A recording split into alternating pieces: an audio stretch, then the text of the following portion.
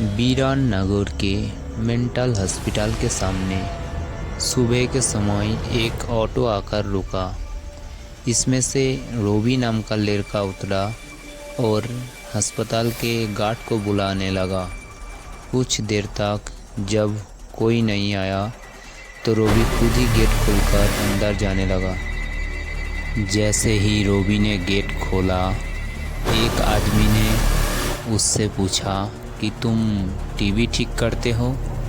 रोबी ने जवाब दिया, नहीं। ये सुनते ही उस आदमी ने रोबी को जोरदार थप्पड़ मारते हुए कहा कि यहाँ से अभी सिर्फ टीवी ठीक करने वालों को अंदर आना था, तुम यहाँ क्या कर रहे हो? रोबी को कुछ समझ नहीं आ रहा था। थप्पड़ खाने के बाद उसका सिर भी चकराने लगा, लेकिन किसी तरह खुद को संभालते हुए रोबी ने कहा कि मैं यहाँ नौकरी के लिए आया हूँ। तभी एक डॉक्टर और उसके साथ 4 कंपाउंडर भी गेट के पास पहुँच गए। उन्होंने थप्पड़ मारने वाले इंसान को पकड़ लिया। डॉक्टर ने कंपाउंडर से कहा कि जाओ, इसे ले जाकर ट्रीटमेंट की तैयारी करें, मैं जल्दी आता हूँ। कंपाउंडर के जाते ही पास खड़ा रोबी डॉक्टर के पास गया और कहा कि आज इस अस्पताल में मेरा पहला दिन है, क्या आप मुझे बता सकते हैं कि डॉक्टर पाटिल कहाँ मिलेंगे? डॉक्टर ने जवाब देते हुए कहा कि मैं ही पाटिल हूँ, तुम यहाँ से सीधे जाकर अपना जॉब लेटर ऑफिस में जमा करो और वहाँ से ड्रेस लेकर बगल के केबिन में आ जाना। रोबी थोड़ी ही देर में कंपाउंडर की वर्दी पहनकर डॉक्टर के केबिन में पहुँच गया। डॉक्टर ने उसे बताया कि जो तुम्हें अभी गेट में मिला था वो पागल है। पिछले 8 दिनों से वो सभी को टीवी बनाने वाला समझ रहा है। फिर जब उसे पता चलता है कि वो टीवी बनाने वाला नहीं है तो गुस्से में थप्पड़ मार देता है। उसके बाद डॉक्टर ने अपने अस्पताल के समाकांत कंपाउंडर को बुलाया और रोबी का परिचय सबसे करवाने के लिए कहा। समाकांत ने कुछ ही देर में रोबी से सबको मिलवा दिया और फिर उसे मरीजों के कमरे में ले गया। वहाँ हर कोई कुछ न कुछ अजीब हरकतें कर रहा था। कोई दिल टुटाने वाली शायरी सुना रहा था तो कोई फिल्मी संगीत गाते हुए डायलॉग मार रहा था। सभी मरीजों को दिखाते हुए समाकांत ने रोबी से कहा कि आज के बाद से तुम्हें इन सारी चीज़ों को झेलना होगा। इतना कहकर समाकांत वहाँ से चला गया। तभी रोबी को पता चला कि उसकी नाइट ड्यूटी लगी है। दिन के समय आराम करने के बाद रोबी रात को मरीजों को देखरेख करने में जुट गया। जैसे ही रात के 12 बजे तो सभी का चेहरा डर से पीला पड़ने लगा। हल्ला करने वाला मरीज भी चुपचाप से एक कोने में बैठ गए। ये सब देखकर रोबी को बड़ा अजीब लगा।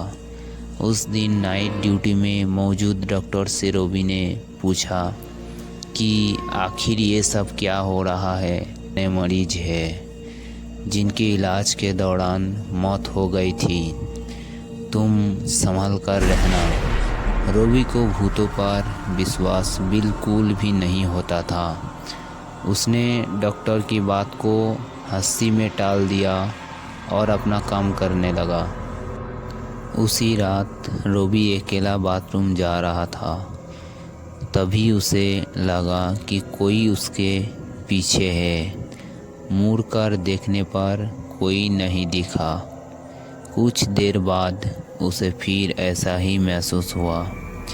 रोबी ने सोचा कि भूतों की बात उसके दिमाग में घूम रही होगी, इसलिए उसे भौम हो रहा है।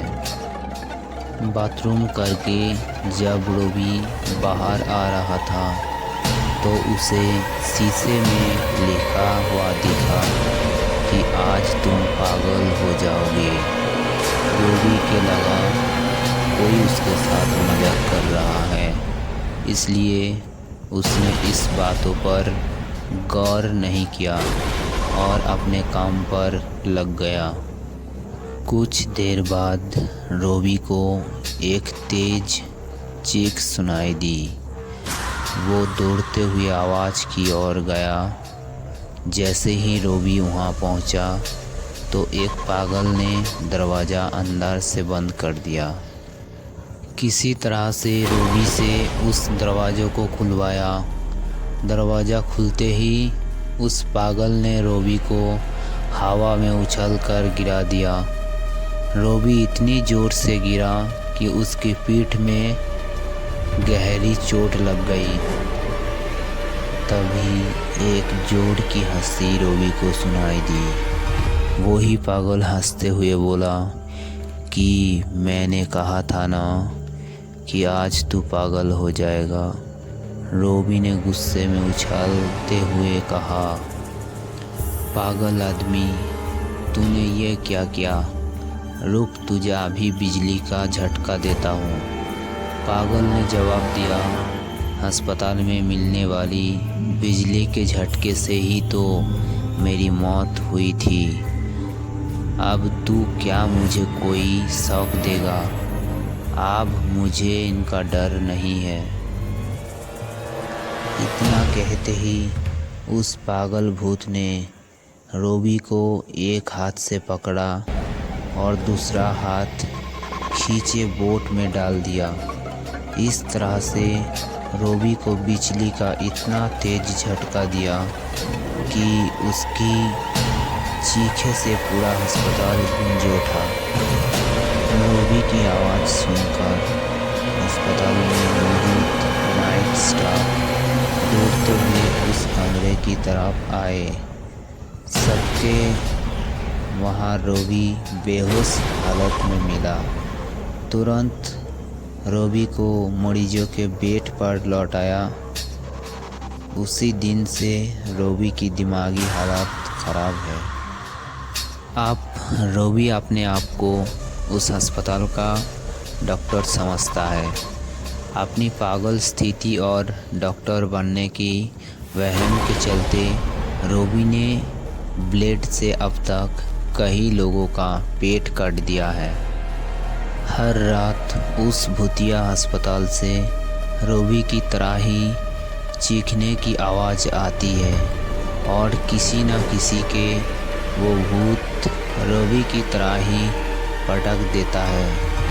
ये चीखने की आवाज़ हमेशा उसी समय आती है जब रोबी को बिजली के झटके दिए जाती है। कहानी से सीखे, सामने वालों की चेतावनी को हल्के में लेना खतरनाक हो सकता है। हमेशा सतर्क रहना चाहिए। थोड़ी सी भी सावधानी हटने पर भयानक दुर्घटना घट सकती है।